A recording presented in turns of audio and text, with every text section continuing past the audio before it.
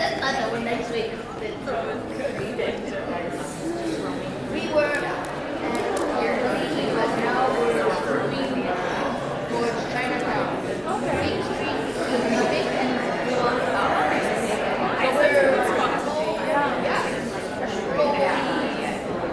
Are you there now? Yeah. But not open yet. We still lots of work. When do you think it's open? Good morning, everyone. If you're on the other side, mosey your way here. We're going to get started on our discussion. Thank you all for joining us this morning for the Oahu Good Food Show with the City and County of Honolulu and all of its partners.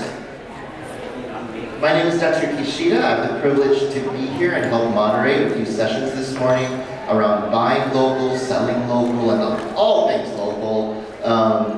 Chef Alan Wong, who I'll introduce shortly, reminded me, don't go into pidgin, because otherwise we're going to go down a slippery slope fast. So I will try my best to speak good, kind English, and we'll go from there.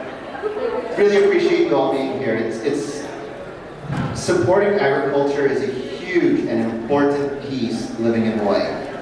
We all need better food resiliency, and we love our green space.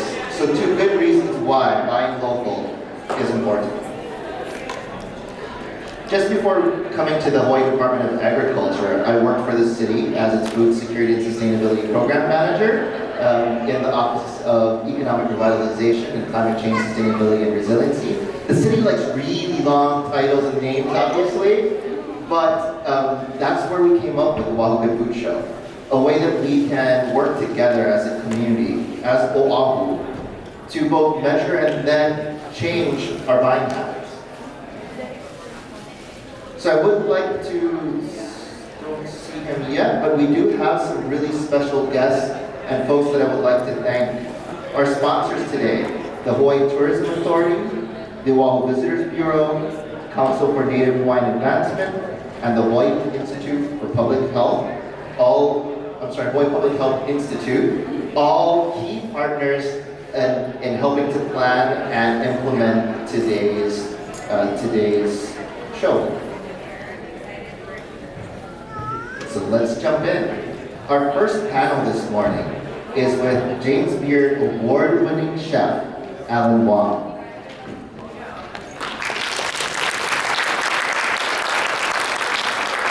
He rose to international fame with his marriage of ethnic cooking styles using the finest local ingredients to create local dishes with a contemporary twist. Bon Appetit recognized him as the master of Hawaii regional cuisine, and Alan Wong's restaurant has been ranked by Gourmet magazine twice. Alan has been recognized as a distinguished alumnus of the University of Hawaii for his contributions to the state. He now serves on the board of the Hawaii Agricultural Foundation, the advisory committee for the Culinary Institute of the Pacific, and is the vice chair and co-founder of the Hawaii Food and Wine Festival. With that, please give another warm round of applause to Chef Alan Wong. Thanks, Chef. You know, we're now 30 years into where the revolution started with you and a bunch of your friends that we're realizing that Hawaii regional cuisine has got to be a thing. It's important. And not only the flavors of Hawaii, but the products from Hawaii. So where do we go from here? You know what? What I really liked back in this survey was done by the Department of Ag in the 90s. And I wish that they had done that every year because it's about metrics. They came up with a study that said we import over 80% of our food into Hawaii. And so if we move back the dial 10% to 70%, these are all the great things that happen. They create jobs, will generate revenue for everybody. And so what the most important thing about that was, I took that to heart. You know, like for example, if you want to lose weight, you step on the scale. If you want to run fast, you want to run faster, you clock yourself. You want to lift heavier weights, you look at the weight and you make a goal and a plan to lift more. So that was very important to me because I said to everyone at the restaurant, I says, in our career, we're going to try and move this back one dial, our small little restaurant. And so I hope they consider doing this study again because I think we've gone backwards. I think we're at like close to 90%, if not already at 90%.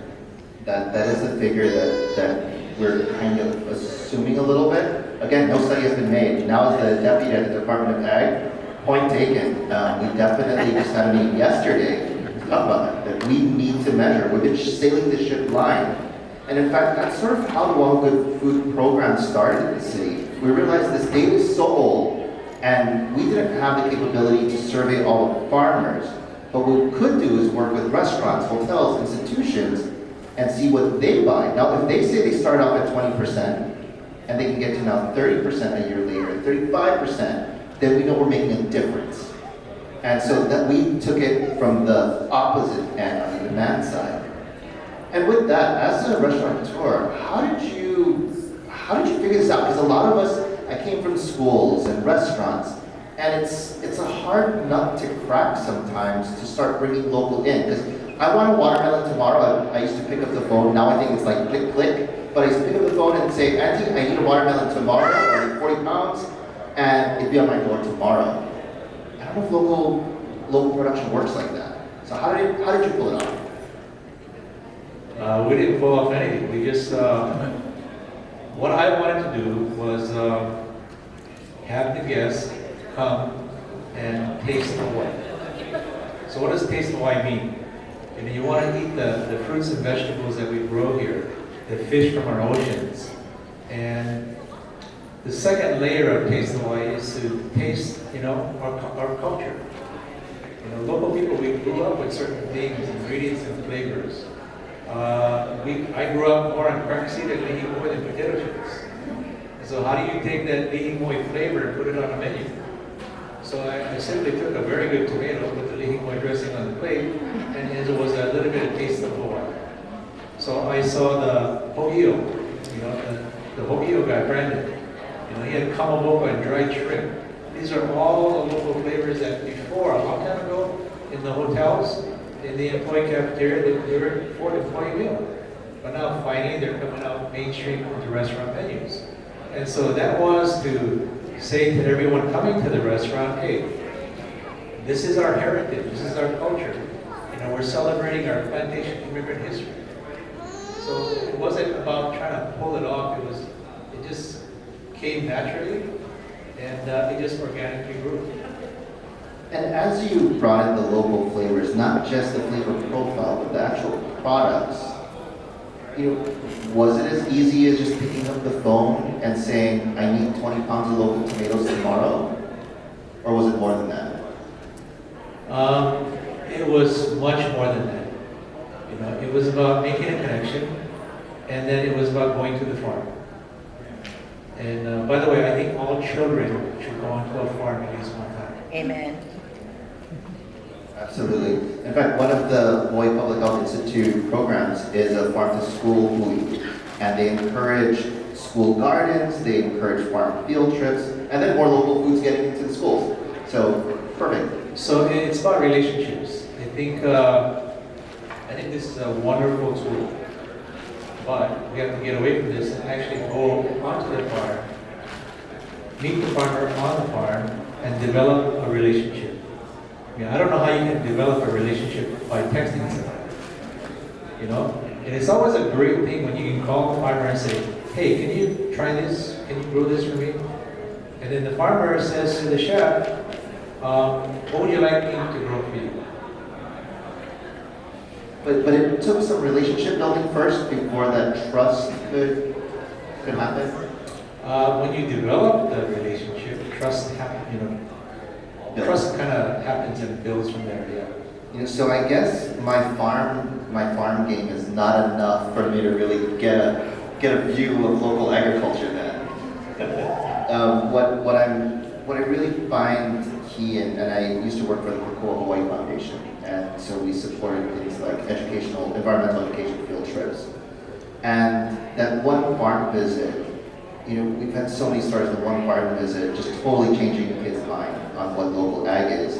Because even for my children, first time taking them as they matured to the grocery store, and then realize where it's grown from. Wait, it's not wrapped in plastic?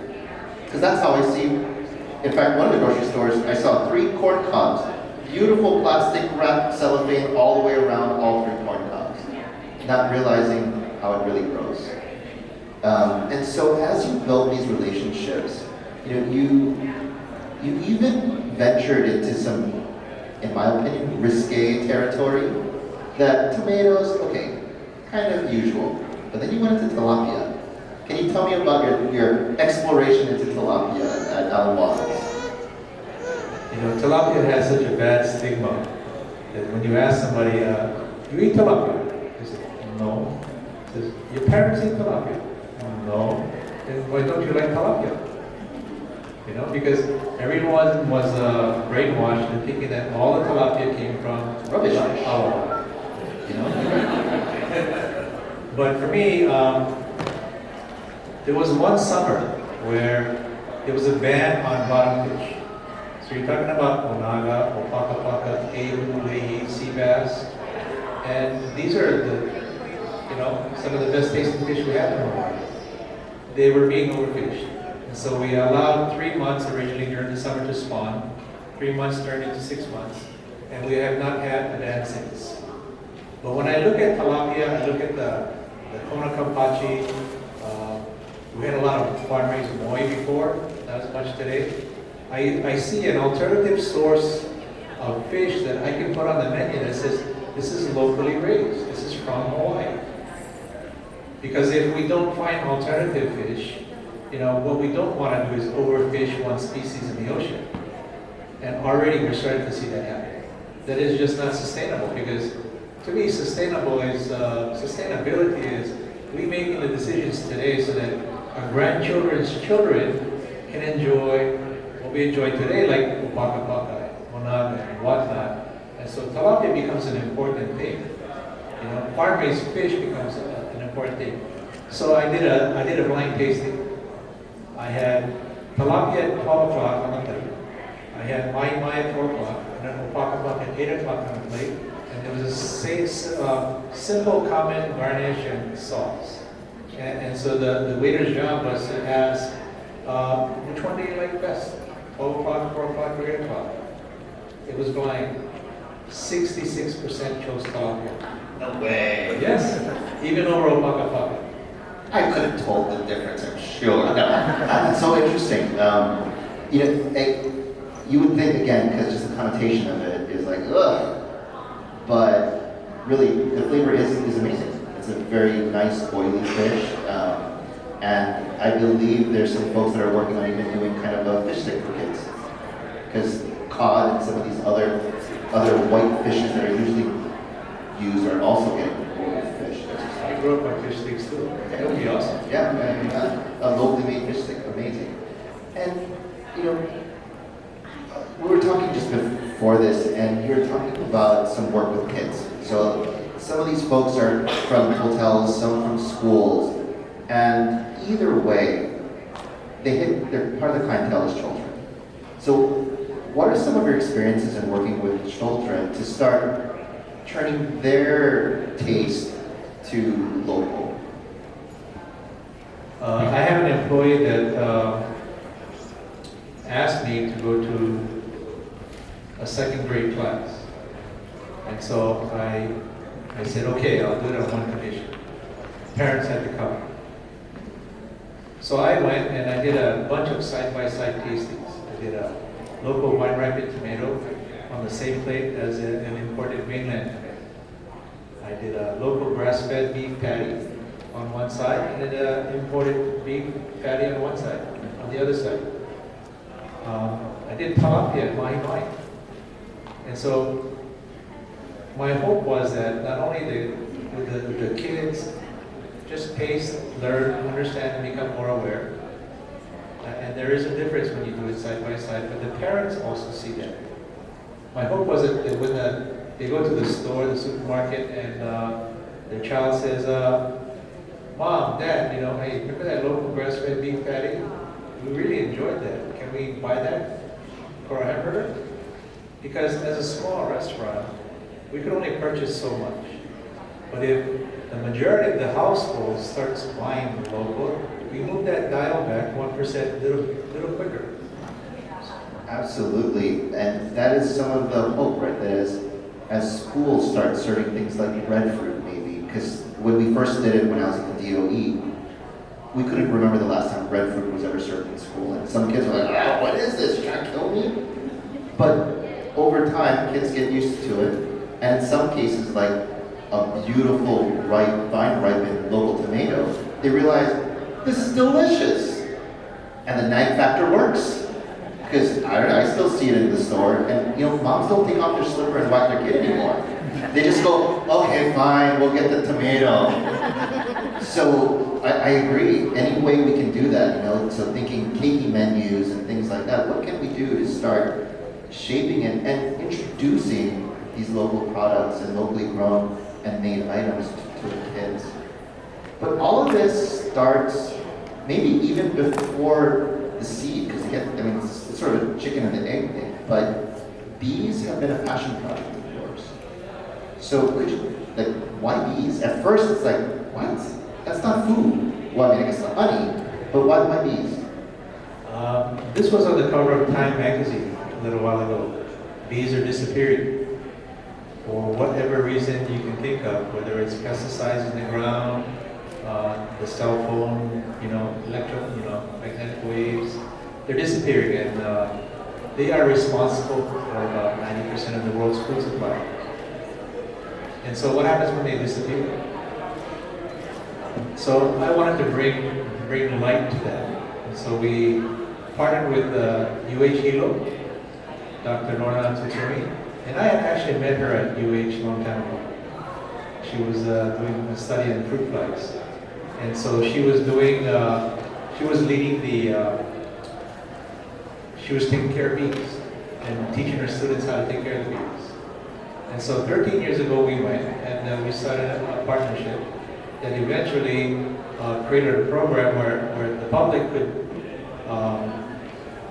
buy a beehive for a year. Awesome. So you could buy in 3 different levels, and the student beekeeper would communicate with you, and once in a while they send you the bee from your hive. If you went to the farm, your name would be on the beehive. The most important thing, it was a partnership with UHEO that created scholarships for students to continue their education, and it kept on going for 13 years. In the meantime, we're bringing light to the bee situation. We had many dinners at the restaurant. The one that sold out the quickest were all the bee dinners. Interesting. Actually, because of that foundational work, Hawaii today is one of the main suppliers of queen bees to the almond industry. That without our Hawaii Island bee industry that helped to really get a solid foundation with adopted beehive, I don't know if we'd have moments. The second phase was because maybe the bees are disappearing. Some of the farmers needed bees to return to their farms, or they needed more bees, so we started putting beehives on farms. Excellent. And so they started to see increased production because we brought the bees. So what used to happen naturally doesn't happen anymore. So we have to help that situation. Absolutely, with varroa mite and a few other diseases, it really is decimating our bees. So thank you. Is there a way that people can still get involved with adopting a bee or supporting the apiary industry? I know we have Rainbow Bees as one of our vendors today. You can go online, adopt the beehive with Alan Wong, or see this young lady right here, Ito. Awesome. In just a bit, we'll be opening up the floor for any questions from the audience while we have Chef Alan Wong here. And to wrap up, a couple takeaways that I see. One, relationships. And it's going to be more than just a point and click. 2, we've got to start measuring. And that really is a key proponent of the Oahu Good Food program, but whether you're a member or not, doing that. And maybe I even think of doing this with your family. Like, how much local do you really buy? And is there anything else to our audience that they can do to support our local producers? As a chef, Chefs love when farmers come up to them and talk to them. You know, don't be afraid of the chefs. And think, when you start developing a relationship with one chef, or the chef develops a relationship with a farmer, you know what's surprising? A lot of the chefs around the island, they really don't know who grows what. They really don't know what's available to them. And some are locked into these buying programs where they gotta stick with one vendor. So maybe some of that's gotta change. Got it. Yeah, I agree. Especially, one thing that we were discussing is, as we lost some of the relationship with each other, and kind of that handshake, I'm gonna buy your stuff, we've had to now resort to liability mitigation. Any thoughts on that? You know, that's a big problem, because we are becoming more food safety certification, kind of like focused, and they're requiring small farmers to take out insurance policies. A small farmer cannot afford $1 million policy. So someone is going to come in and do something, or there has to be some place where you can send it to, and they can make certify that it's clean and it's ready to go. Because the bigger you are, the more you're going to require the certification and the insurance policy. For us, it was easy because we were a small restaurant. I go out to the country, I meet somebody, and says, hey, go send me this next week. That was your risk mitigation. Yes. I know how you grow, I know you, I know where you live. And I trust the farmer. Right. I look at how they grow. I look at the conditions. If you go onto a goat farm and you smell nothing, you smell the forest, it's a good sign. You shouldn't be smelling gold, in other words. Yes.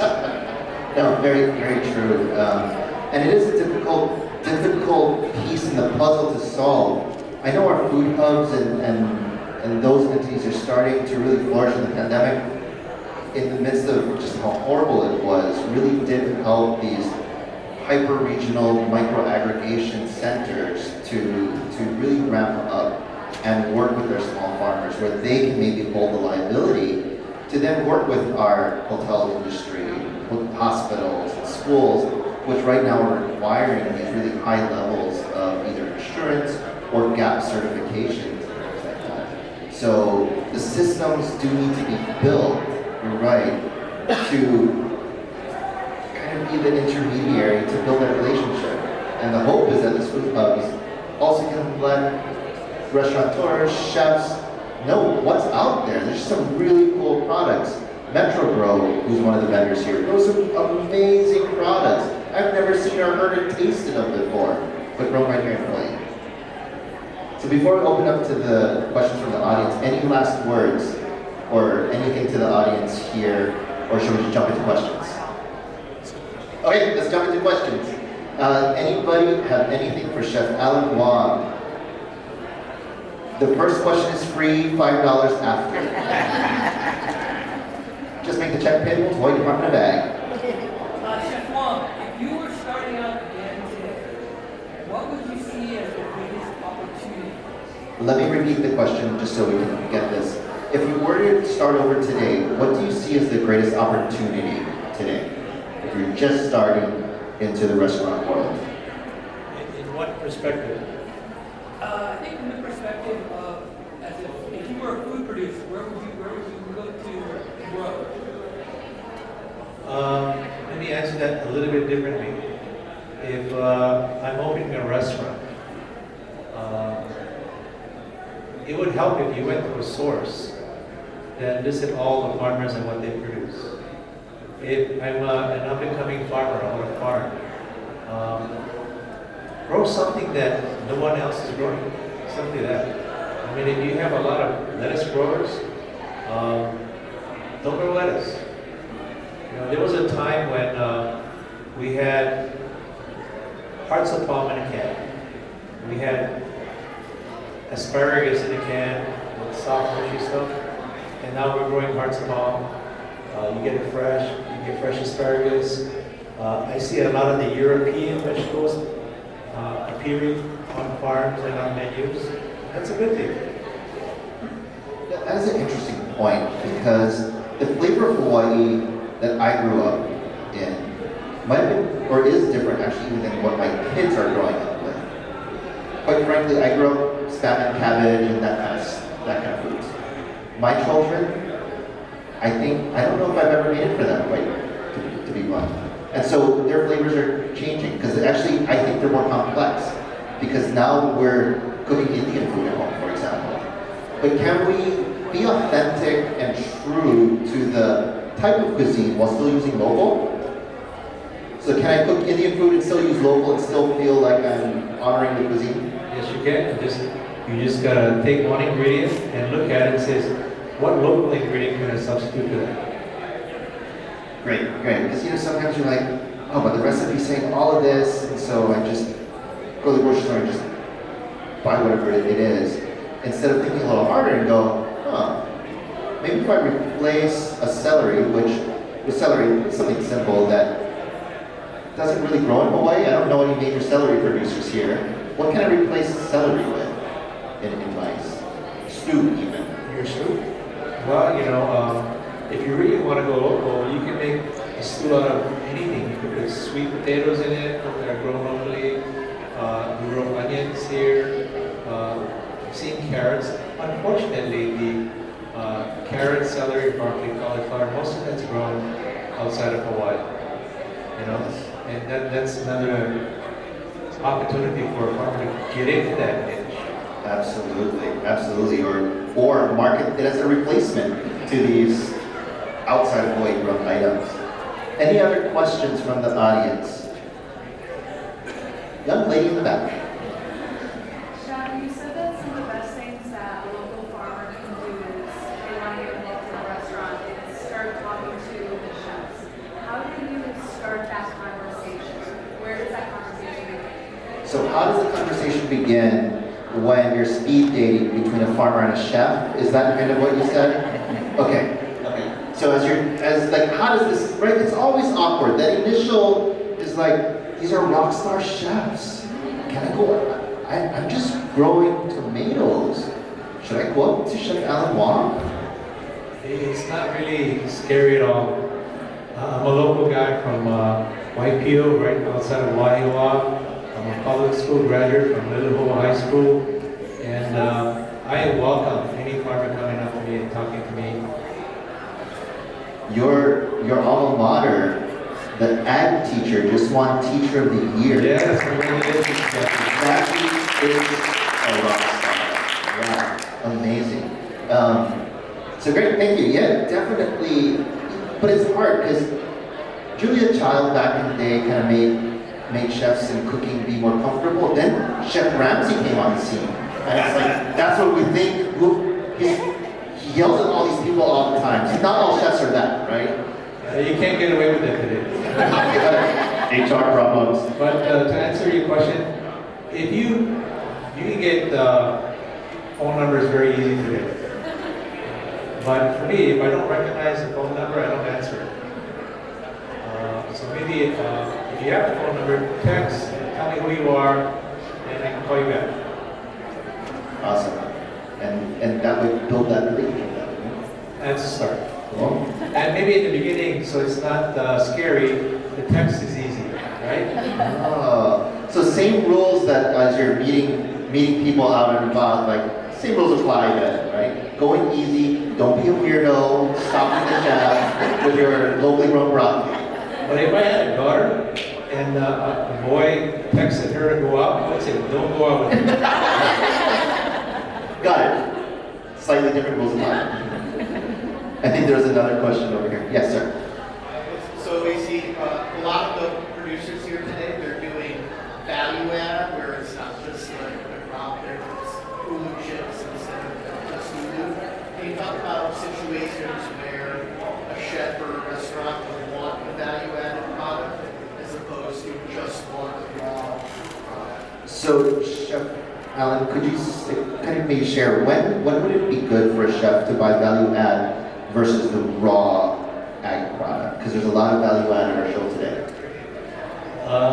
It's happening all over the country. We're short-staffed. We have a labor problem. And besides a labor problem, in the kitchen, some of the cooks don't know how to do many things. So for example, the kalo and the ulu, they come already cooked, they come cubed, they come frozen. Then for labor, your labor costs, you don't have to have somebody clean it, cook it, peel it, get it ready. Those are hours. So if you can figure out a way to incorporate that onto your menu, you have kalo, you have ulu, you have the sweet potato on your menu. So I think it's fantastic. I think that's a trend that's going to continue to progress as long as we have a labor shortage here. Even at home, I feel like I have a labor shortage because my kids just are so busy. And so instead of having them feel kalo, it is so much easier to, even from Long's, grab one of those little packs that the ulu block has. It also, actually, I found, removes the issue, because I'm not the best cook in making sure that it's cooked all the way. So it does remove that itchy throat step, possibly. There's another, yes, sir. Chef Wong, the question is, when you're menu planning and have to source local, how much lead time can you give your farmers, and how did you work out? So, Chef Wong, how much lead time when you're doing your menus did you give your farmers, or did you work with them on? And then also on the payment end, how did that work? Like timing of payment? Because like these big hotels, it's usually invoiced and process, etc. At a restaurant, is it the same? And do you find that our farmers, if they're not rolling in capital, right? So how did that work out? Both the menu planning and the back end payments. We had a menu that we printed daily. We had the date on it. So that presents the opportunity for you to create specials. So if we receive 5 pounds of something, until we get the next 5 pounds, we can't run it. So it happens small, and sometimes for the small farmers, they don't want you to order 100 pounds. They want to scale up as well too. So as a small restaurant, we were perfect with a small farm. And then you organically kind of incorporate that in the menu. It not only goes here, but it goes here. Before you know it, we're buying 20 pounds a week, 50 pounds, and you have already scaled up and you can meet that demand now. And maybe even supply another chef. Payment was mostly net 30. Excellent. So there's some, it's not like a cash and carry type of situation with many of our farms. No, if you gotta go cash and carry, that means that's another set of problems you have. Understood. One last question.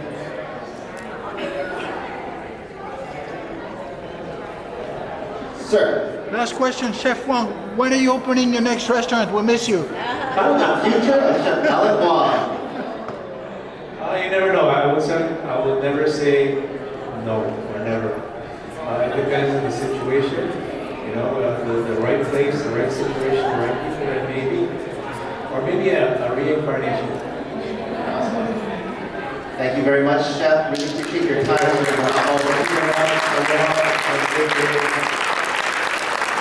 Thank you all, and we'll be back at 11 o'clock for the next session. Thank you. Great to have you.